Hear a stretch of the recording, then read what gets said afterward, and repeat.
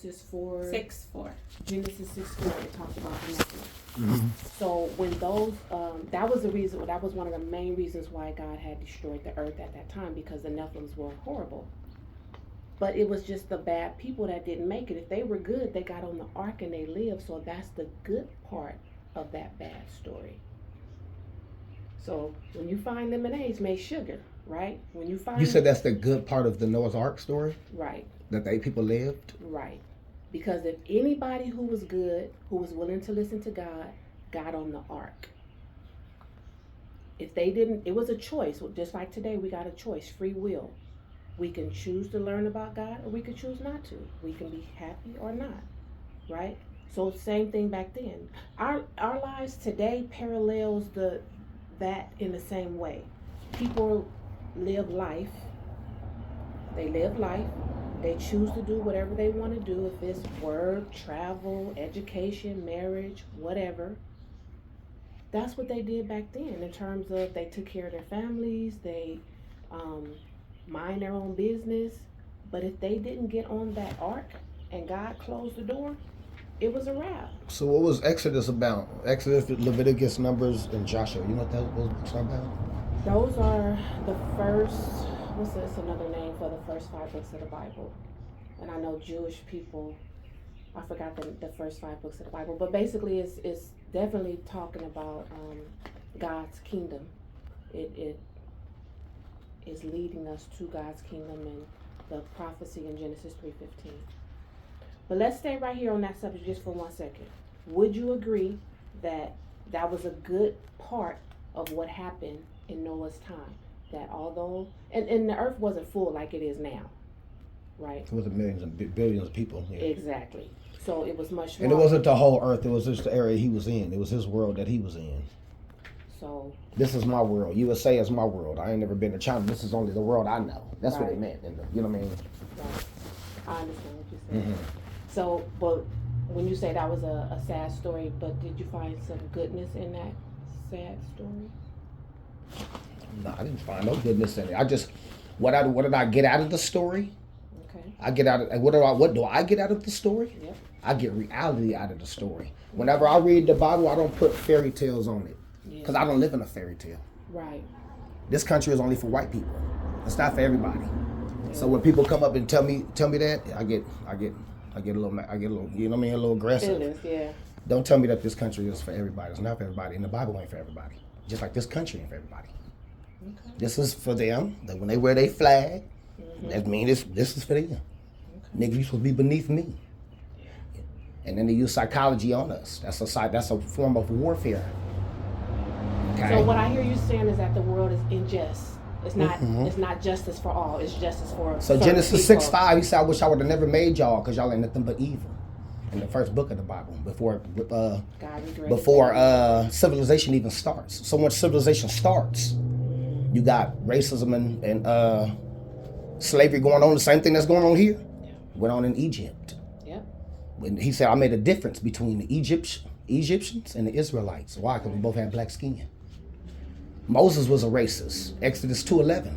He killed an Egyptian and buried him in the sand. Then 2 niggas saw him, killed the Egyptian, and he said, why y'all fighting? And he said, what, you gonna kill us like you did the Egyptian? Yeah. So then he said, once they saw that he killed him, I was like, oh. He does. But Moses was a racist. That's Exodus 2:11. But when we read the Bible, it's all this. Now the Bible is about violence. It ain't no love stories in the Bible. The Bible is about reality, but when we go to school, they don't teach it. I had called a guy, and I had a semi, and it just got stolen about. Somebody broke into my place in Vegas. Okay. My neighborhood was right above me. So then I came out here. I had a semi, and somebody stole my on this blue truck right here. Somebody stole the rims and all the tires off of it. But they stole my semi, all this car. I forget what I was trying to tell you, but I forget what the point was I was trying to make when I had brought You that said up. life is not about, the Bible is not all fairy tales. I mean, it's life is Yeah, there ain't no fairy tales in the book, in the movie Judas and the Black Messiah.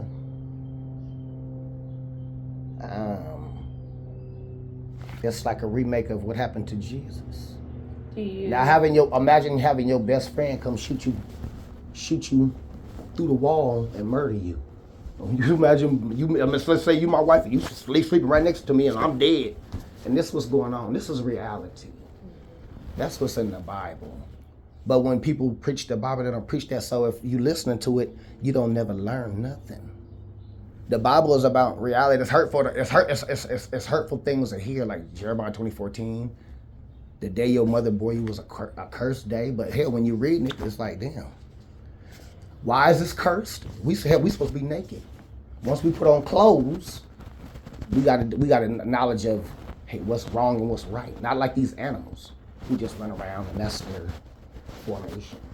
Once we got knowledge, we put the clothes on, our life is war. And that's reality of the Bible. Yeah. Is bloodshed. It's not hugs and kisses and all that. The Bible says it's a time to love and it's a time to hate. It's a time for war and it's a time for peace. What that mean? You told your son to stop doing that. Stop. That's common sense. All right, an ass whooping coming. After the ass whooping, that's discipline. Now what he gonna do? He gonna stop.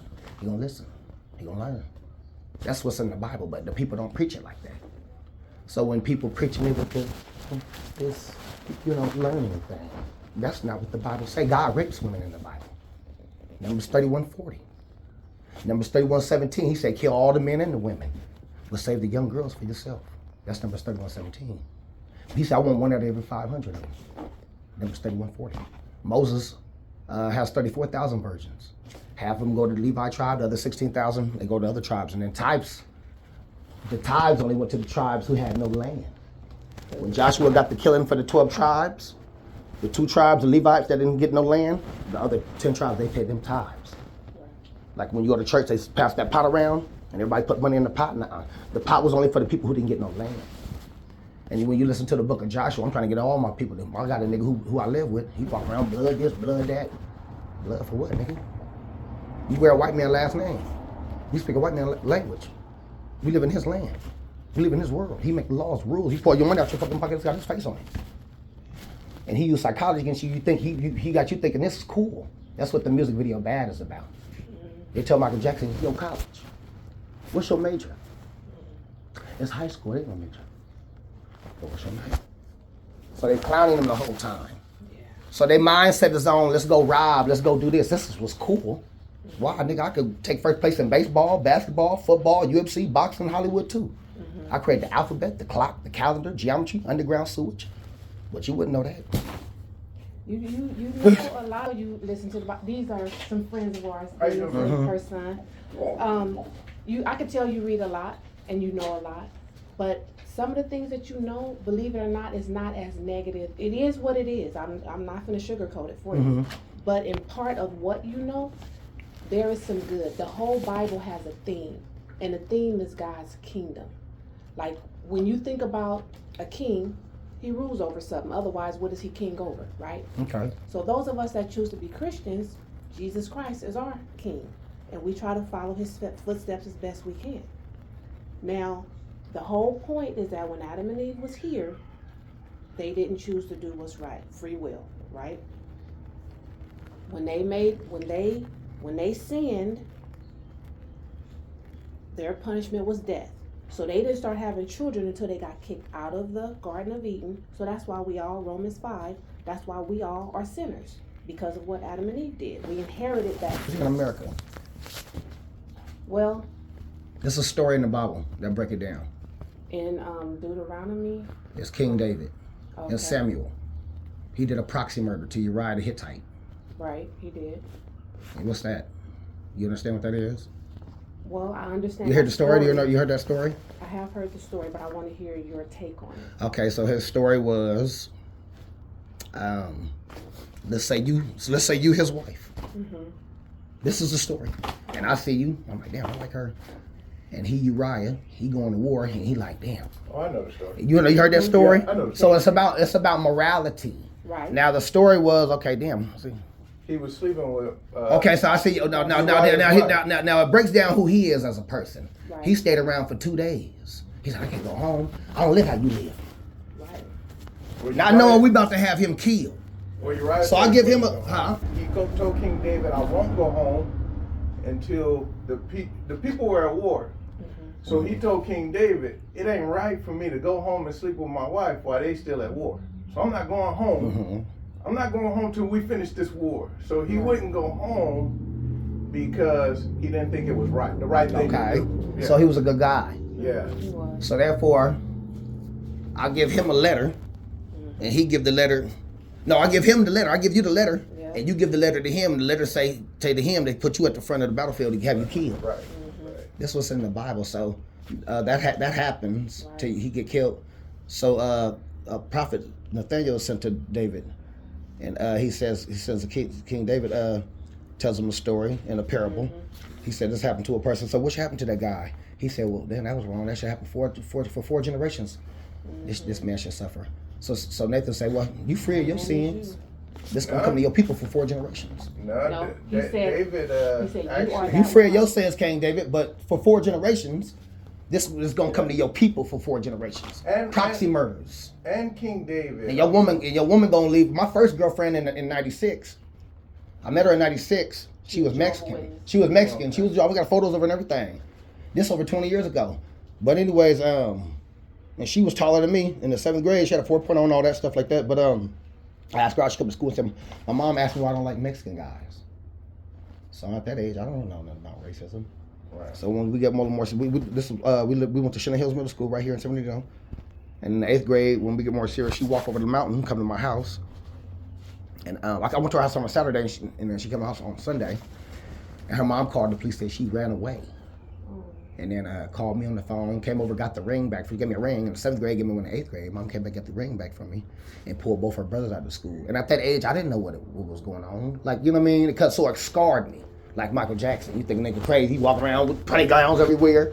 That scarred somebody as a person, but people don't really understand it. So as a child, it scarred me. So 20 years later, her mom called the police and said she ran away. So as a child, I'm like, damn, why she still doing all this extra stuff? Like, this is my first girlfriend. Right. Somebody ran away. Like, we ain't get to school. I don't drive a car. We ain't nothing going on. We just go to school. And then Sunday she came over in a green 24 number with the brother. I gave him the ring back. Then they left. I go to school Monday. She had a stepbrother that went to school with us, and then the older brother that came over, he was in high school, and they was all gone. And anyways, I called the husband on the phone. She went and got with a white dude. They moved to Santa Maria in 01. And I called him on the phone. I was like, I'm looking for a Brady Delgado. Was she born 313? He's like, I can't give you that. Which I was like, was she born 84? He's like, no. I was like, okay, I got the wrong number. And I was like, what's your name? He's like, Eli. So I hung up. He's like, but you could text me. So I texted my ID and stuff like that. Then she messaged me on Instagram. And then she was like, I heard you was looking for me. Why now? So I looked you up 15 years ago. But it's a verse about that in the Bible, 2 Timothy 3:4. Your friend's going to betray you. And that's in the Bible. Now, why would we be betrayed? Because we are worthless people. So I'm going to purge away your dross, Isaiah 125. What's that? We're worthless. You date me, you can't live at the beach. You date me, you ain't got human rights. You date me, you dating a slave. You want to be a slave or a slave master?